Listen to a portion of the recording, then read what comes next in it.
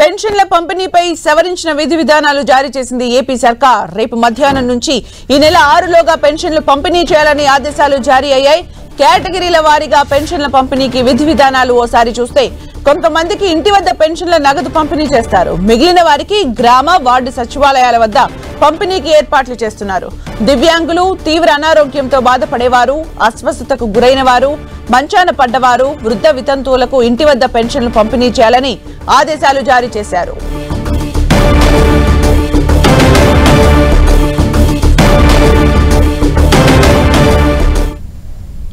ఇక పూర్తి సమాచారం మా ప్రతినిధి విజయ్ చంద్రన్ అందిస్తారు. విజయ్ చంద్రన్.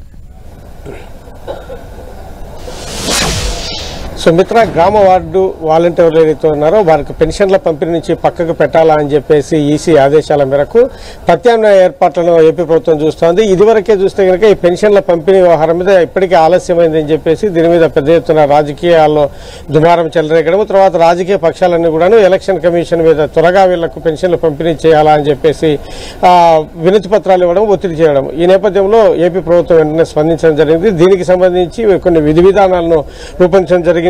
రేపు మధ్యాహ్నం నుంచి ఈ నెల 6వ తేదీలోగా ఈ పెన్షన్ల పంపిణీ అంతటిని కూడా పూర్తి చేయాలని చెప్పేసి ఆదేశాలు జారీ చేయడం జరిగింది. దీనికి సంబంధించి చూస్తే కనుక 2 విధానాల్లో ఈ పెన్షన్ల పంపిణీ చేయాలని చెప్పేసి ప్రభుత్వం ఆదేశాలు, మార్గదర్శకాల్లో పేర్కొనడం జరిగింది. ఇప్పుడు ఎవరైతే ఉన్నారంటే కొంతమంది సచివాలయం వద్దకు వచ్చి, గ్రామ వార్డు సచివాలయాల వద్దకు వచ్చి పెన్షన్లు తీసుకునే పరిస్థితి ఉంటుంది.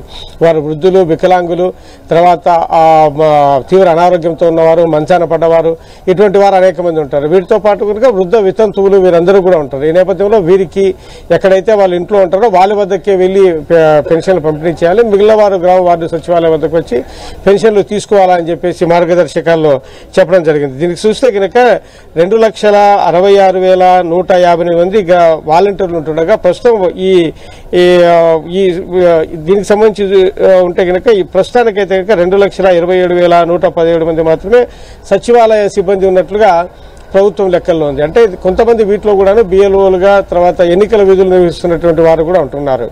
ఈ నేపథ్యంలో వీరందరూ కూడాను పూర్తి స్థాయిలో ఇళ్ల వద్దకు వెళ్లి ఈ పెన్షన్ల పంపిణీ చేసిన పరిస్థితి లేదు.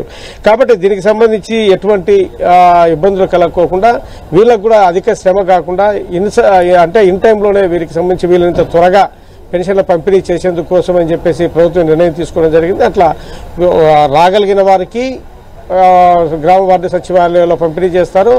రాలేని వారికి, మిగిలిన వారికి ఇంటి వద్దకు వెళ్లి పంపిణీ చేయడం జరుగుతుంది. ఇదంతా కూడాను ఉదయం 9 గంటల నుంచి రాత్రి 7 గంటల లోపు దీనికి సంబంధించినటువంటి పెన్షన్ల పంపిణీ అంతటిని కూడా పూర్తి చేయాలని చెప్పేసి మార్గదర్శకాల్లో ప్రభుత్వం పేర్కొనడం జరిగింది.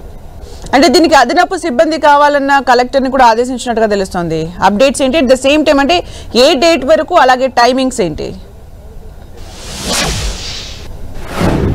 ఇందాక మనం చెప్పుకున్నట్లు ఉదయం 9 గంటల నుంచి సాయంత్రం 7 గంటల వరకు కూడాను ఈ పెన్షన్ల పంపిణీ కార్యక్రమం జరుగుతుంది. రేపటి నుంచి కూడా, రేపు మధ్యాహ్నం నుంచి 6వ తేదీలోగా, ఈ నెల 6వ తేదీలోగా దీనికి సంబంధించినటువంటి పంపిణీ పూర్తిగా చేయాలా అని చెప్పేసి దీనికి సంబంధించినటువంటి విధి విధానాల్లో స్పష్టం చేయడం జరిగింది.